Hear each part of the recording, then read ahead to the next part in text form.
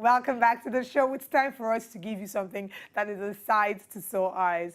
A beautiful woman here who has, talked out the contest for Miss Nigeria and came out the reigning queen. And now she's about to hand over her crown. She'll tell us how the journey is and if she's feeling a little sentimental and attached to the crown. I have Miss Chioma Obiadi here with me. Thank you for joining me. Thank you for having me.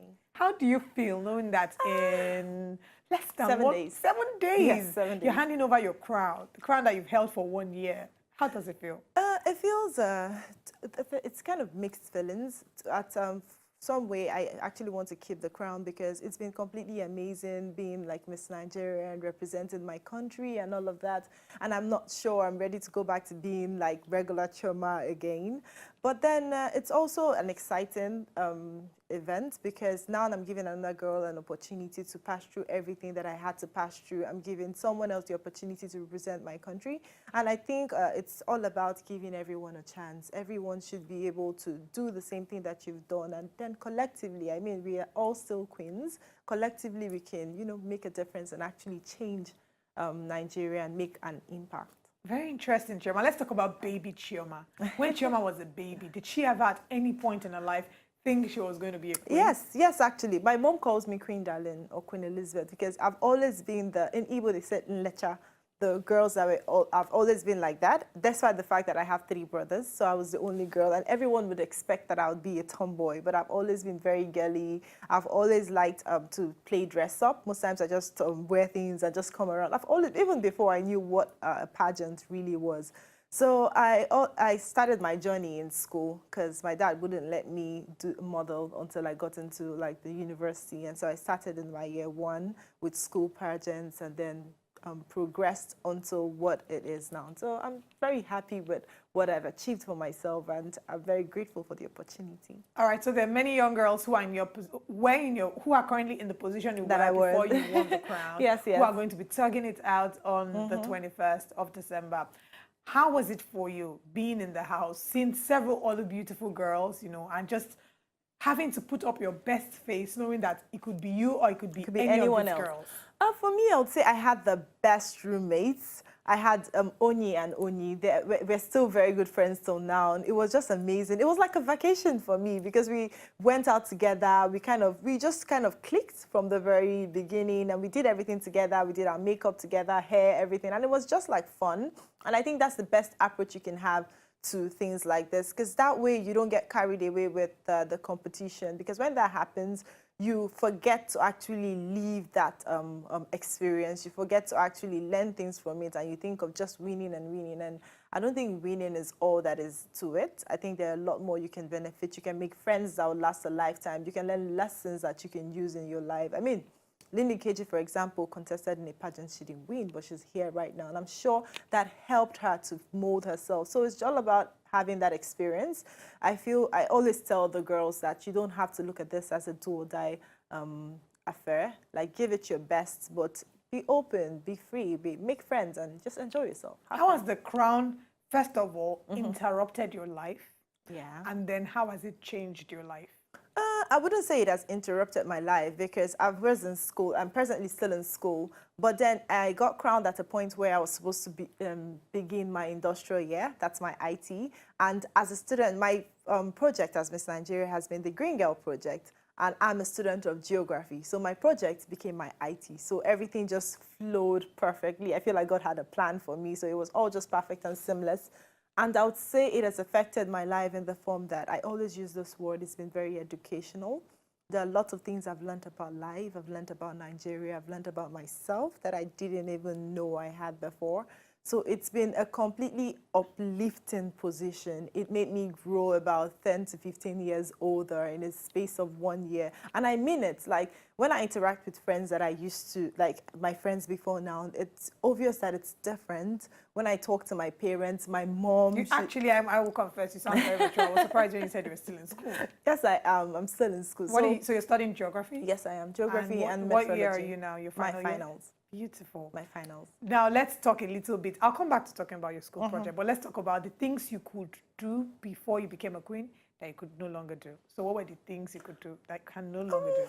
I would say before I was a queen, I used to have a lot of time to hang out with friends. But during this year, I actually don't have so much time anymore. I'm always shuffling between this event and that event. So I would say I don't have as much time as I used to, and I miss that because I miss, spending time with my friends. Most times they have to come to me to be with me because I'm very restricted and all of that. Do you have a chaperone in school? Yes, in school. I've been in Lagos. I've been on my IT, like I said, the Green Girl.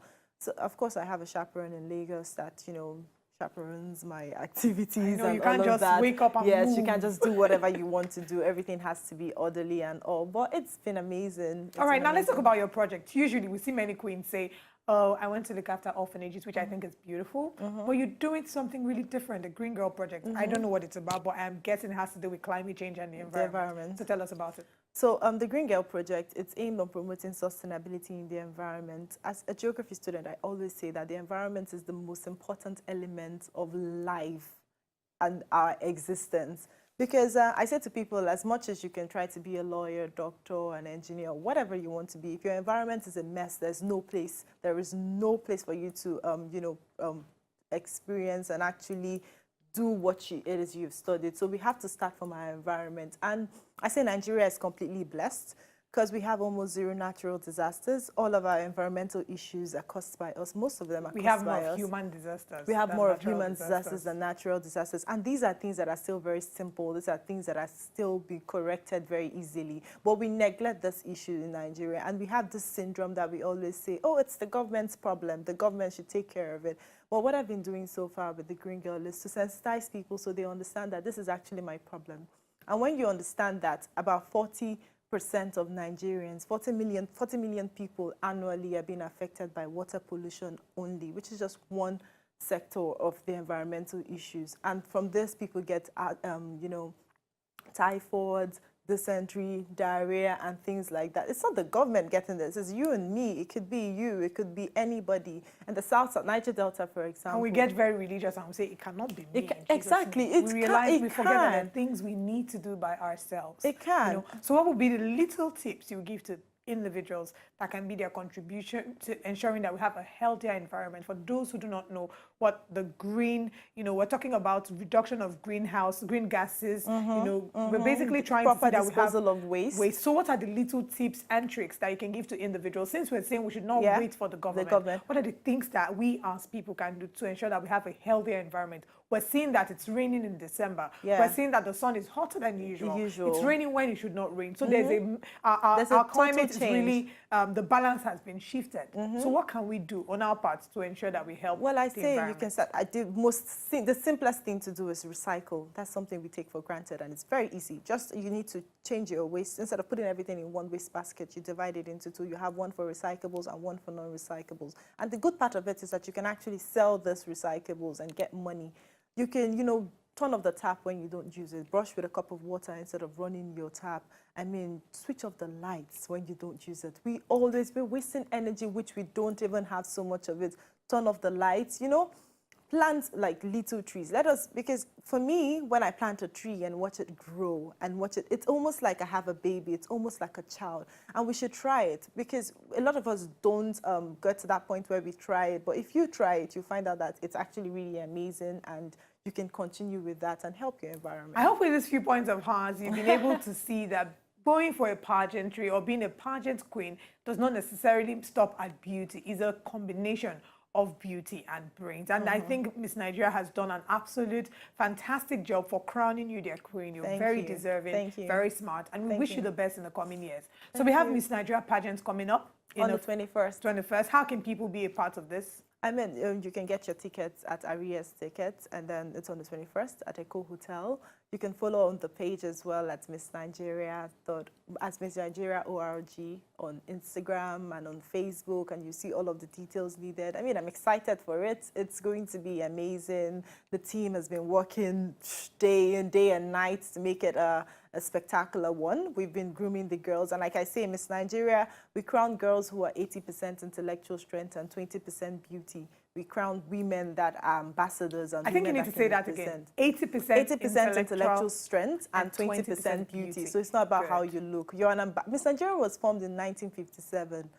Miss Nigeria is older than Nigeria. Yes. So Miss Nigeria is supposed to be an ambassador of peace and unity in Nigeria. And beauty doesn't serve as an ambassador. It has to be, you need to have content, you need to be able to speak, you need to be able to unite Nigeria. So that's what we're looking for. Beautiful. So we're expecting this on the 21st? On the 21st. Where? Echo Hotel. How much are the tickets? Oh, the regular tickets go for 1,500 naira. We have the tables for 500, 1 million, 2.5 and 5 million. Fantastic. We look forward to having you there on the 21st. And a teaser, I'm going to be one of the co-hosts at Miss Nigeria, and I'm very delighted to see the next amazing queen that would be coming out of this platform. You know, if they could bring out someone like this, of course, who sounds and looks very intellectual. Imagine what next we have to expect. Thank you so much for joining us, Chioma. Thank you for having me. Obiadi. Now, from one young person doing phenomenal things to another group of young people who are changing the state of fashion in Nigeria and the world at large. We have representatives from the Genesis Fashion Show coming up now. To enjoy more of these our Ogbonge videos when you just watch, press this button to subscribe on top of our YouTube page. You go love her.